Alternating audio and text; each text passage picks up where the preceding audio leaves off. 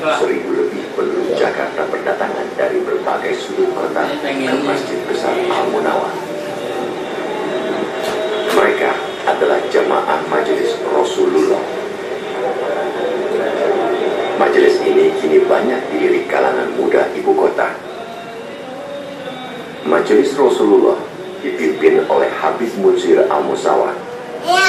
Satu nama yang saya ambil itu saya juga gerakan dakwah sebenarnya sama saja.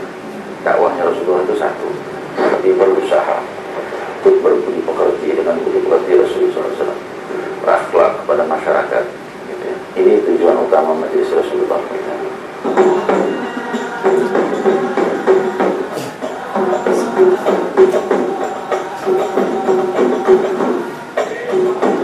Membaca maulid yang berisi puji-pujian dan doa kepada Nabi Muhammad SAW dengan diiringi musik hadroh menjadi salah satu ciri majelis ini.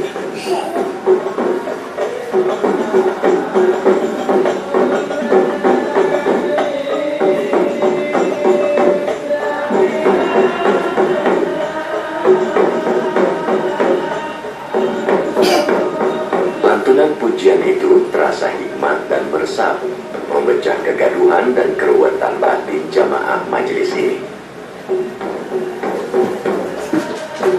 Beberapa jemaah nampak matanya berkaca-kaca atau meneteskan air mata.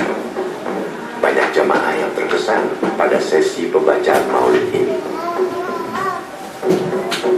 Pertama kali saya cocok itu dengan hadronya, dengan musiknya itu. Jadi seperti kasidahan, cuman dia lebih banyak doa, lebih banyak salawatnya.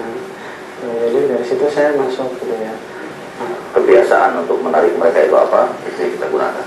Dari besarnya mengenalkan kelembutan Allah. Rasul turun ke muka bumi membawa kelembutan Allah, bukan membawa kekerasan.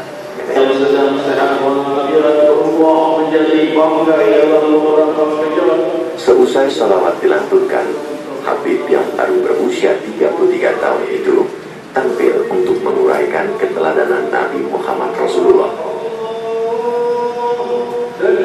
Metode ceramahnya tidak banyak berbeda dengan pengajian pada umumnya.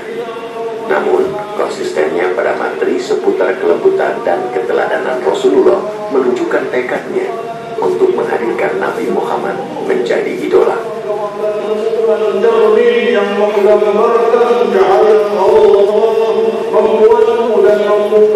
Hal itu yang membuat majelis Habib Munsir Al-Musawwar banyak disukai kalangan muda dari berbagai kalangan, mulai eksekutif muda sampai preman jalanan.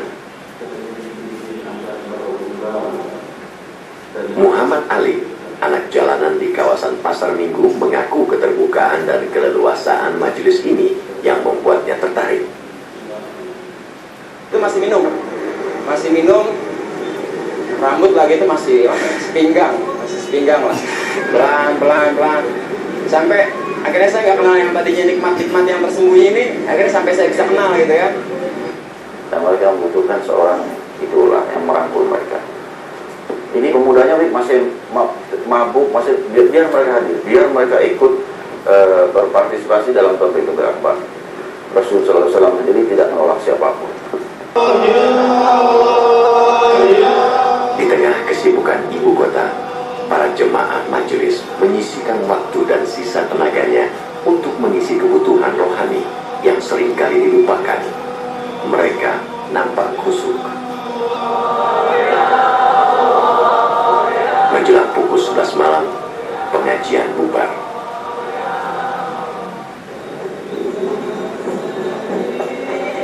Para jemaah akan kembali bergelut dengan kesibukan ibu kota, dengan rohani dan jiwa yang telah berbeda.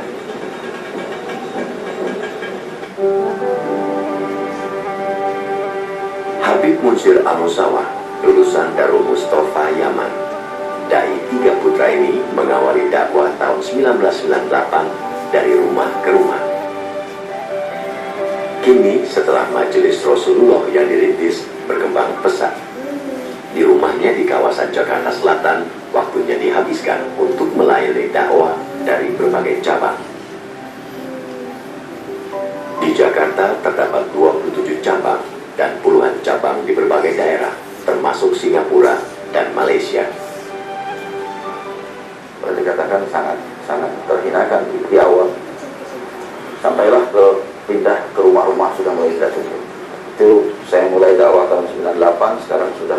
2005 itu yang hadir kira-kira 2000 lebih, dan mereka semua pemuda. Kini tidak ada malam tanpa berceramah di majelis-majelis Rasulullah yang tersebar di sudut-sudut Jakarta. Yang jelas saya tidak akan memaksakan kepada orang atau memberatkan siapapun. Yang jelas dana yang ada itulah semampunya kita gunakan untuk dakwah.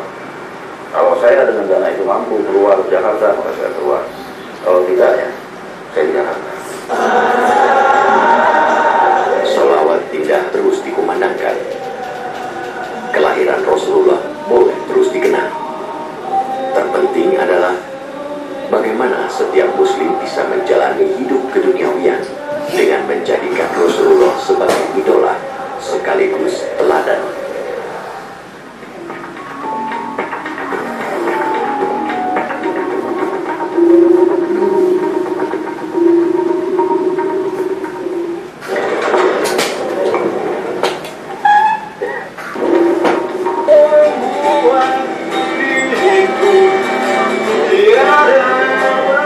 Mengamen di bus kota, itulah yang selalu dilakukan pemuda ini saat tidak memiliki uang. Dari hasil mengamen ini, Muhammad Ali mencukupi kebutuhan hidupnya di jalanan.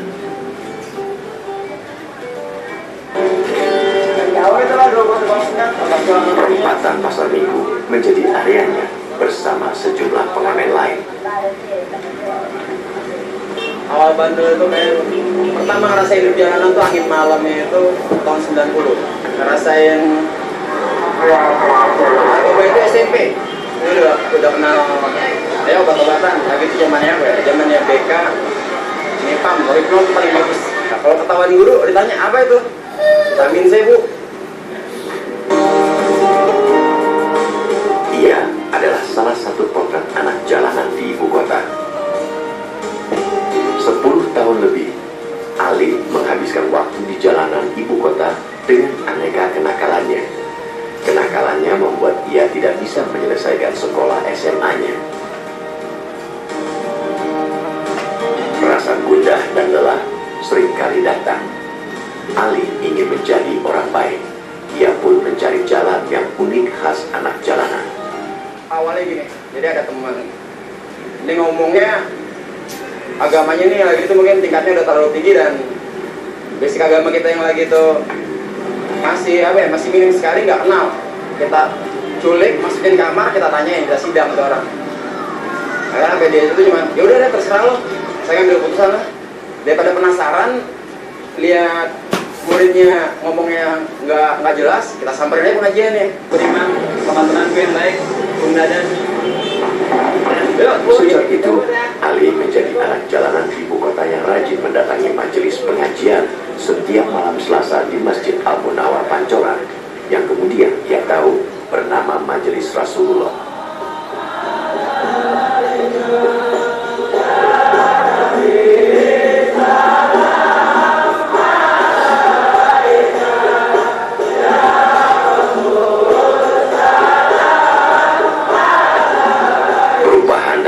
Spiritual pun dialami Ali.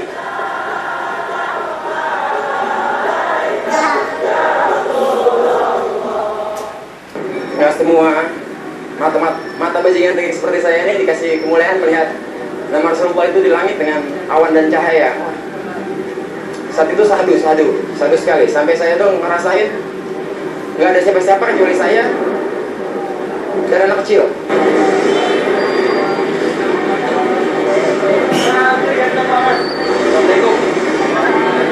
Kini Ali bukan anak jalanan seperti 1 tahun lalu. Mas, yang ungu. Di sela-sela mengamen, ia berusaha mengajak teman-temannya mengikuti pengajian seperti dirinya. Bagi Ali, mengejar kesenangan, hura-hura ataupun bekerja tidak akan ada akhirnya. Di majelis ini saya diajarkan mengenal Rasulullah, dikenalkan sunnahnya, bagaimana karakternya Rasulullah, ya kan? Betapa lemah lembutnya dia, ya. Penjahat kayak saya gini gitu kan. Taruh di pesantren, taruh di gontor, wah bisa. bisa sumuk. Sedangkan di sini pelan-pelan, akhirnya satu persatu itu bisa ngerti. Sekarang yang saya pengen capek ya, jadi orang baik aja lagi gitu, nggak lebih.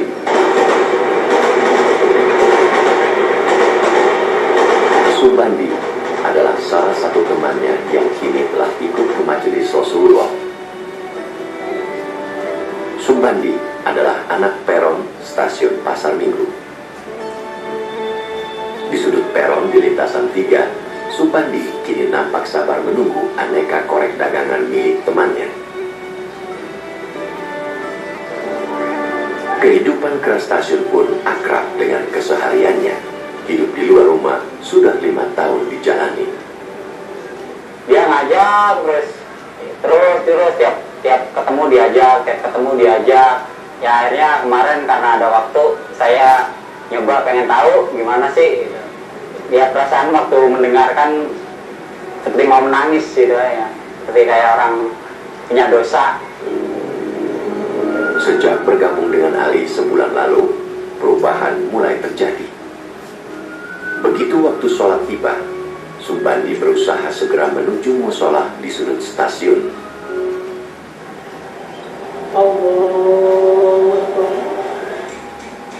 Perubahannya ya sholatnya itu insya Allah nggak tertinggal 5 waktunya. Ya kan musolanya dekat, jadi gampang lah istilahnya. Kiranya walaupun dagangan ditinggal bisa. Insya Allah ikut terus. Dan ya kalau istilahnya orang ingin belajar gitu harus ilmu.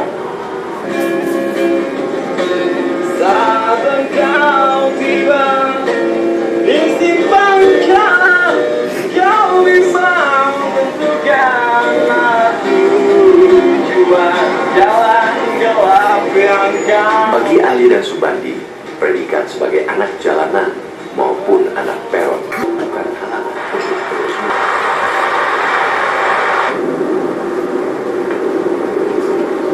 Dalam pekerjaan saya ini kan yang paling penting itu adalah melobi orang. Melobi orang itu banyak cara.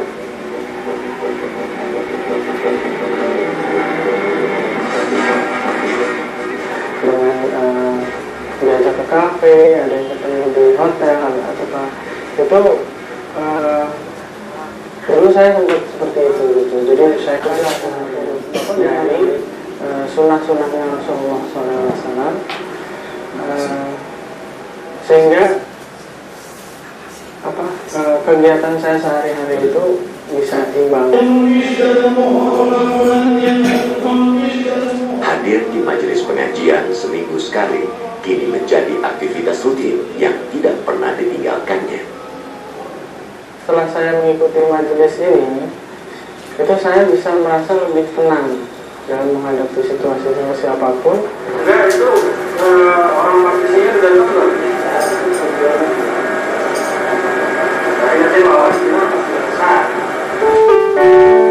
Di tengah kesibukan melayani permintaan sejumlah kliennya, pria itu selalu menyisihkan waktu Senin malam untuk hadir di pengajian majelis Rasulullah. Menurutnya, jika hati sudah berniat, maka Tuhan akan membantu menyingkirkan aneka godaan yang merintangi. Jadi hati kita juga harus hadir di situ. Tapi kalau misalnya tidak niat dengan hati yang istilahnya pengen banget gitu ke majelis itu, ya biasanya ya ada aja hal yang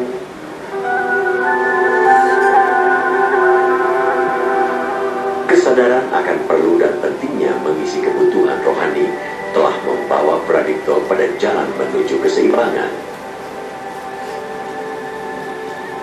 Keseimbangan antara jalan mengejar sukses duniawi dan jalan yang akan mengisi relung rohani. Tidak ada yang saling dikalahkan.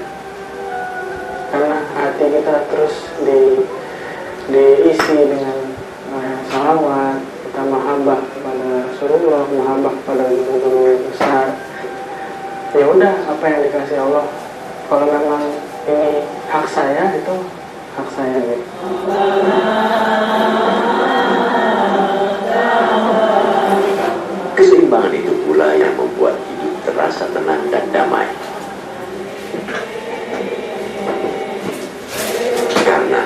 Hakikat manusia memang terdiri dari jiwa dan raga.